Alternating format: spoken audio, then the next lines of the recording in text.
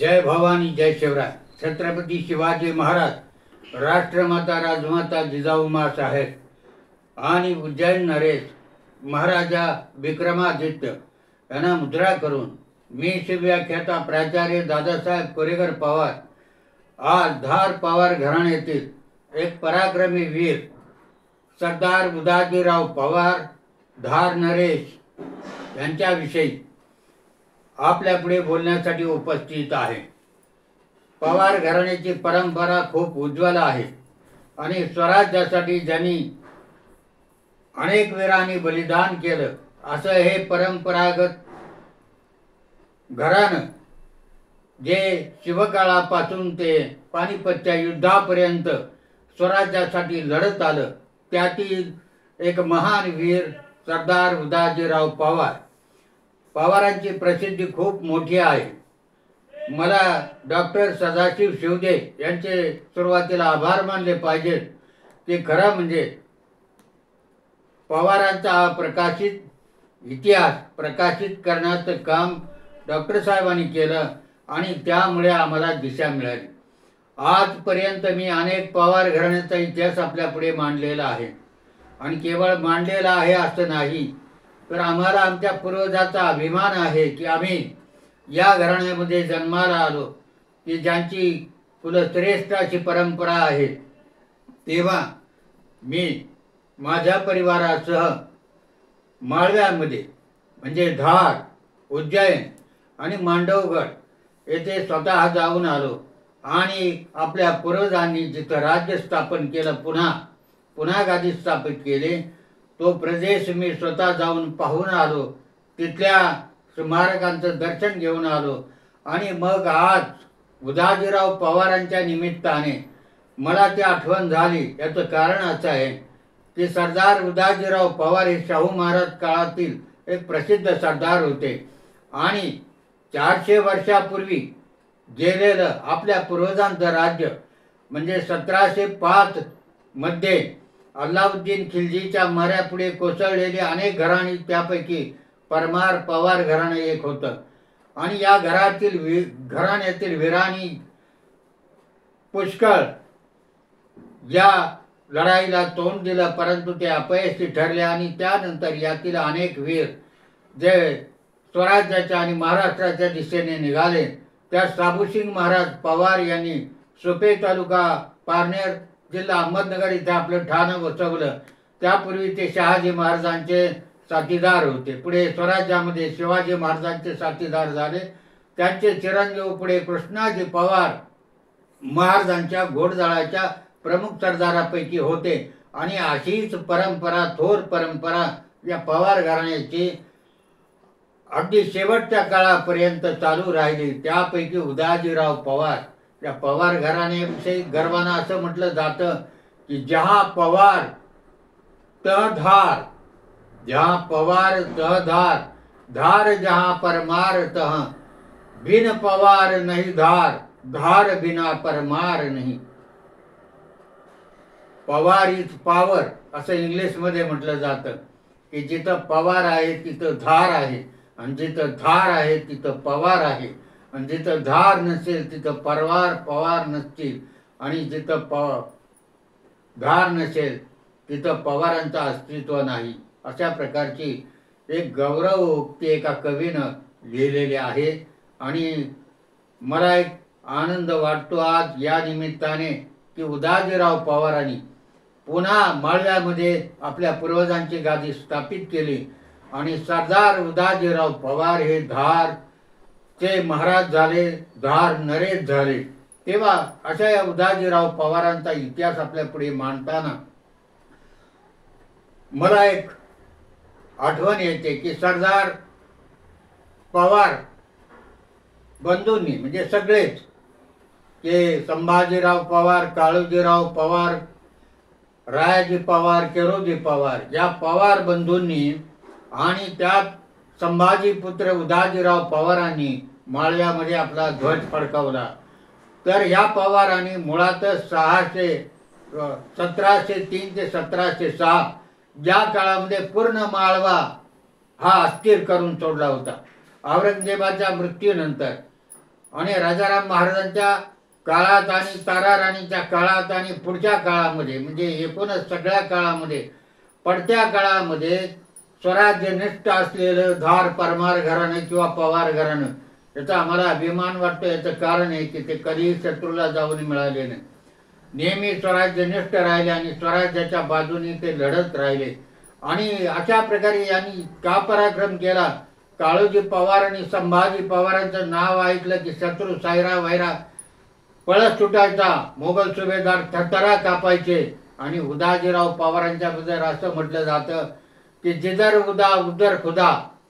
म्हणजे उदाजीरावची दहशत एवढी होती की मोगल बादशाहचे सैनिक आणि सरदार पळ काढायचे. उदाजीरावचं नाव ऐकलं तरी की उदाजीराव येत आहेत म्हटल्यानंतर पुढे उदाजीरावनं संभाजीराव काळोजीराव हे त्यांचे वडील आणि चुलते आणि त्याचबरोबर रायाजी केरोजी या सर्वांनी माळव्यामध्ये हल्ला केला आणि 50,000ची फौज घेऊन मांडवगडवर येत चालून गेले.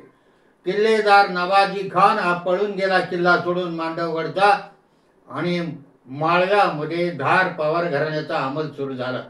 म्हणजे माळवा पूर्णपणे अस्थिर करण्याचं आणि मोगल बादशहाचं अस्तित्व मिटवण्याचं काम धार पवार घराण्याने केलं. आणि माळव्यामध्ये त्यांनी आपलं बस्तान बांधायला सुरुवात केली. साबुसिंग महाराज ते उदाजीराव पवार आणि शेवटचे पानिपतमध्ये रणांगणावर दाराशाही झालेले महाराज यशवंतराव पवार अशी उज्ज्वल परंपरा या घराण्याची आहे. 1709 पासून अनेक लढाया या वीरांनी मध्य प्रदेशामध्ये किंवा माळव्यामध्ये लढे दिले आणि त्यामुळे या घराण्याने तिथं पुन्हा आपलं राज्य स्थापन केलं. थोरली पाती ही धारला राज्य करू लागली उदाजीराव पवारांची. म्हणजे त्यांचे वडील संभाजीराव पवार आणि चुलते काळोजी पवार हे देवासला धाकटी पाती म्हणून प्रसिद्धीस आहे. आता उदाजीराव पवारांच्या नावावरती शाहू महाराजांच्या काळामध्ये अनेक इतिहासात नोंदी आपल्याला पाहायला मिळतात. एक तर उदाजीराव पवार नेहमी म्हणायचे कारण त्यावेळेला शाहू महाराज छत्रपती शाहू महाराजांचे पेशवे होते थोरले बाजीराव पेशवे, ज्यांच्या पराक्रमाच्या गाथा आपण ऐकल्या अनेक ऐकल्या. आपण त्याचबरोबर शिंदे, होळकर, गायकवाड आणि पवार याने पूर्ण उत्तर हिंदुस्थान काबीज केलेला होता आणि ते बाजीराव पेशव्यांच्या अंमलाखाली लढत असायचे कारण बाजीराव पेशवे पंतप्रधान होते. परंतु धार पवार घराण्याचे उदाजीराव पवार हे कधीच बाजीरावाला मानत नव्हते. ते नेहमी म्हणायचे कि हम सेवक है छत्रपती के, पेशवाओं के नहीं. आम्ही पेशव्याचे नोकर नाही, आम्ही छत्रपतीचे नोकर आहोत. आमची परंपरा आहे साबुसिंग महाराजापासून चालत आली. छत्रपती शिवाजी महाराजांच्या काळापासून आम्ही लढत आलो. तेव्हा पेशवे सुद्धा छत्रपतीचे नोकर आहेत आणि आम्ही सुद्धा छत्रपतीचे सेवक आहोत.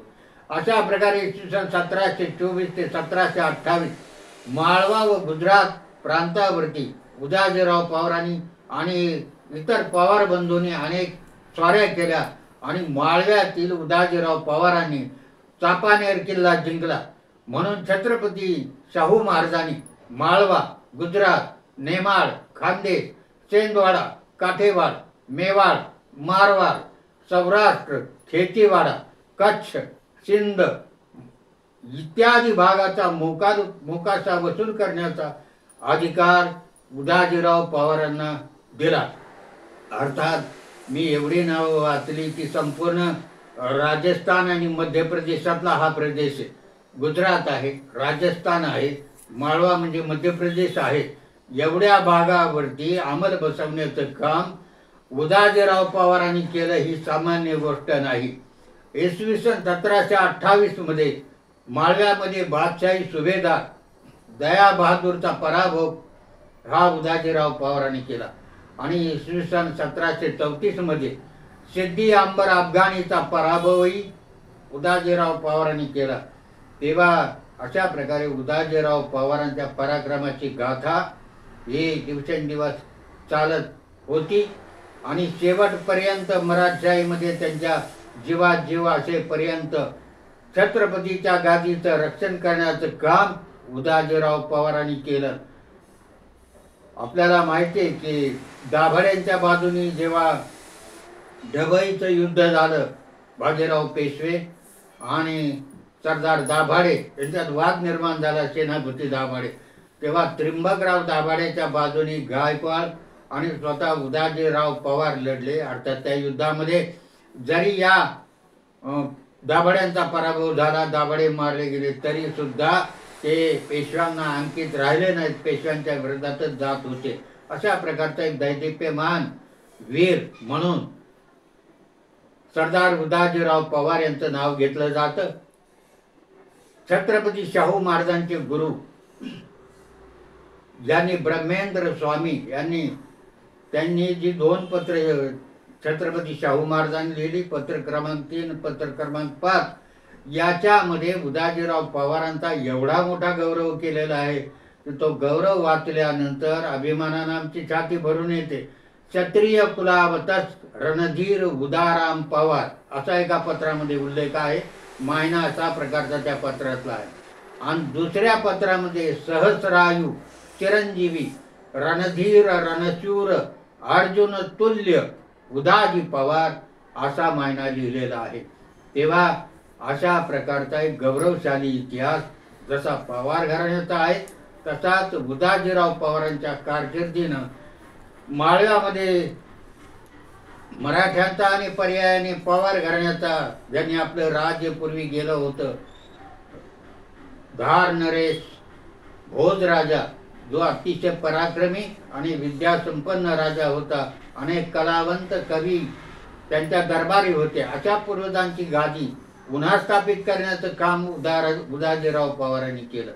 अर्थात मी आपल्याला ही माहिती सादर करत असताना मला पवार घराण्यातील अनेक लोकांचं सहकार्य मिळत असतं.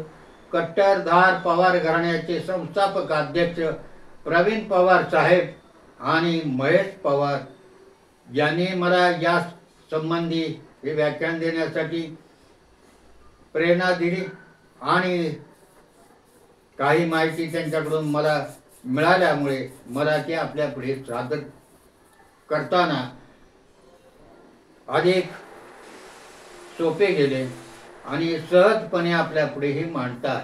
तर अशा प्रकारे सोप्यामध्ये स्थापन झालेले हे घराणं माळव्यामधून धारवरून सुप्यामध्ये आलेलं अहमदनगर जिल्ह्यातल्या, आणि सुप्यातून पुन्हा बेधडक धाडी टाकत आणि मोगली मुलखात शिरकाव करत हे घराणं पुन्हा आपल्या पूर्वजांच्या घरानगरी स्थानापन्न झालं.